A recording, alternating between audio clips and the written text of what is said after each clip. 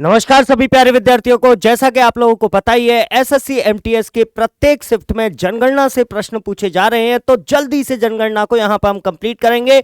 10 minute की class, एक topic खल्लास। तो यहां पर फटाफट से देखते हैं जनगणना 2011 के बारे में कुछ फैक्ट आपके लिए मैं लेकर आया हूं, जो एग्जाम की दृष्टि से आपके लिए महत्वपूर्ण होने वाले हैं।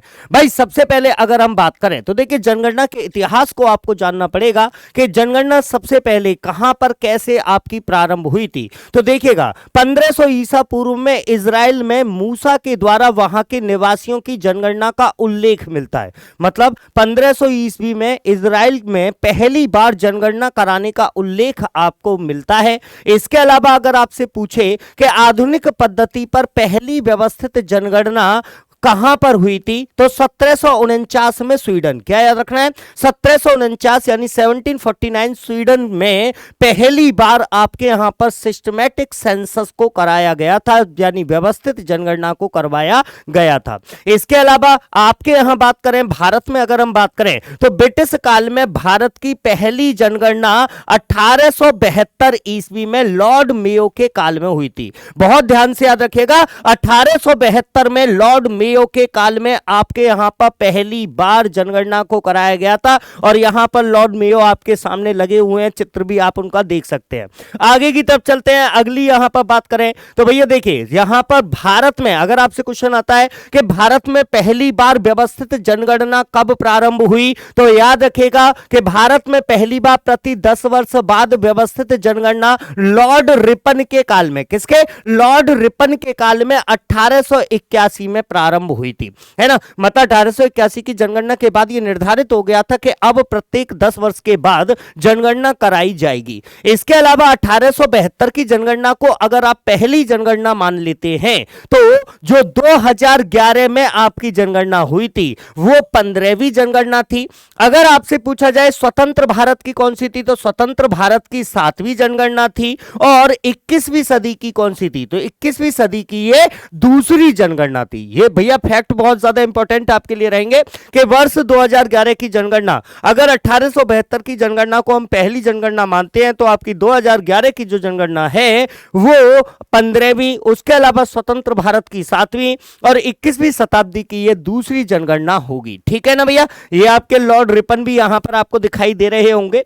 आगे की तरफ चलते हैं, जनगणना 2011 के बारे में और फैक्ट यहां पर क्या हो सकते हैं। सबसे पहले एक और चीज जाने रहिएगा, अगर पूछा जाए कि भैया जनगणना हमारे यहां पर जो जारी की जाती है वो किस आधार पर जारी की जाती है, तो जनगणना अधिनियम 1948, है ना, सेंसस एक्ट 1948 के अंतर्गत आपके यहां पर जनगणना को जारी किया जाता है। इसके अलावा 1961 में आपके यहां गृह मंत्रालय के अधीन पहली बार स्वतंत्र जनगणना विभाग बनाया गया था। इससे पहले हमारे यहां पर कोई जनगणना विभाग नहीं था। तो जनगणना विभाग सबसे पहले सरकार में जो बना था वो कब बना था, 1961 में, आपको याद रखना है। और एक और चीज, एक और इंपॉर्टेंट फैक्ट कि जनगणना किस सूची का विषय है, किस लिस्ट में यह आता है, तो आपको याद रखना है जनगणना संघ सूची का विषय है।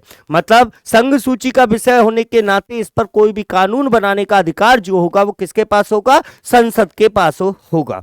इसके अलावा आगे की तरफ देखें कुछ फैक्ट, प्रशासनिक आंकड़ों की बात करते हैं कि जो जनगणना 2011 हुई थी, जनगणना 2011 में आपके यहां पर क्या स्थिति थी, तो उस समय पर राज्य और केंद्र शासित प्रदेश, राज्य और केंद्र शासित प्रदेशों की संख्या कितनी थी, आपकी 35 थी। ठीक है, उस समय 2011 की बात कर रहे हैं, ये याद रखिएगा। 2011 में आपके राज्य और केंद्र शासित प्रदेशों की संख्या कितनी थी, 35 थी। जिले कितने शामिल किए गए थे, जिलों की संख्या कितनी थी, 640, याद रखना है। नगरों की संख्या पूछ सकता है, नगरों की संख्या, सिटीज अगर पूछा जाए तो 7933 आपको याद रखना है। और भैया मोस्ट इंपॉर्टेंट पूछा भी गया है कि गांव की संख्या कितनी थी उस समय पर 2011 की जनगणना के समय, तो 6.41 लाख, है ना, 6.41 लाख आपके यहां पर ग्रामों की या गांव की संख्या थी।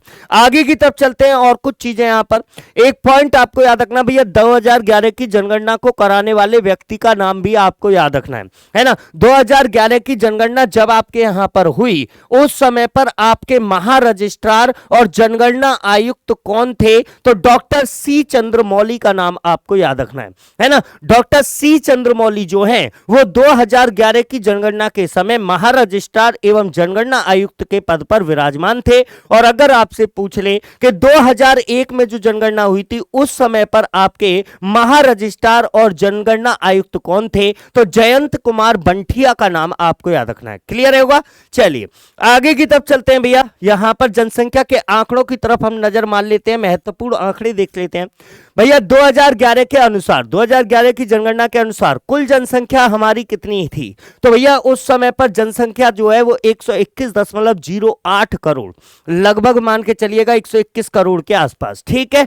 दशकीय वृद्धि कितनी हुई, दशकीय वृद्धि का मतलब क्या होता है कि प्रति 10 वर्ष जनसंख्या में होने वाली वृद्धि। ठीक है। तो आपकी दशकीय वृद्धि 18.18 करोड़ थी, मतलब 2001 से लेकर 2011 के बीच में हमारी कुल जनसंख्या के अंदर 18.18 करोड़ लोगों की वृद्धि हुई। और परसेंटेज अगर देखा जाए तो ये परसेंटेज आपका 17.17% था। ठीक है। इसके अलावा नगरीय जनसंख्या कितनी थी, तो भैया नगरीय जनसंख्या 31.3%। भैया अभी आपके शायद एसएससी एमटीएस के पिछले पेपरों में पूछा भी गया था कि 2011 की जनगणना के अनुसार नगरीय जनसंख्या का परसेंटेज। अच्छा, ग्रामीण परसेंटेज कितना था, तो ग्रामीण जनसंख्या का परसेंटेज भी याद रखेगा 68.9। क्लियर रहेगा। 31.3% नगरीय जनसंख्या और 68.9% आपके यहां पर ग्रामीण जनसंख्या। अच्छा, लिंगानुपात कितना था, तो लिंगानुपात की बात करें तो भैया 943। लिंगानुपात का मतलब क्या होता है, सेक्स रेशियो का मतलब क्या है, तो यहां पर आपको समझना है कि भारतवर्ष में प्रति 1000 पुरुषों पर, क्या भारतवर्ष में आपके प्रति 1000 पुरुषों पर महिलाओं की संख्या को अगर निकाला जाए तो वो कितना है, 943 है ना। तो आप समझ लो भैया कि 943 महिलाओं पर और आपके पुरुषों की संख्या कितनी है, 1000 है ना। तो आप अंतर देख सकते हैं, शादी विवाह यहां पर आपका खतरे में पड़ सकता है, याद रखना। ठीक है। चलिए जनघनत्व की बात करें, पॉपुलेशन डेंसिटी की बात करें। डेंसिटी का मतलब क्या होता है, प्रति वर्ग किलोमीटर क्षेत्रफल में रहने वाले लोगों की संख्या, और कितनी है, 382 व्यक्ति प्रति वर्ग किलोमीटर। कितनी, 382 व्यक्ति प्रति वर्ग किलोमीटर, ये आपका जनघनत्व है प्रतिशत। आगे की तरफ चलते हैं भैया, तो देखो यहां पर मैंने चीजों को आसान आपके लिए बनाया जिससे आप चीजों को जल्दी से याद कर पाओ।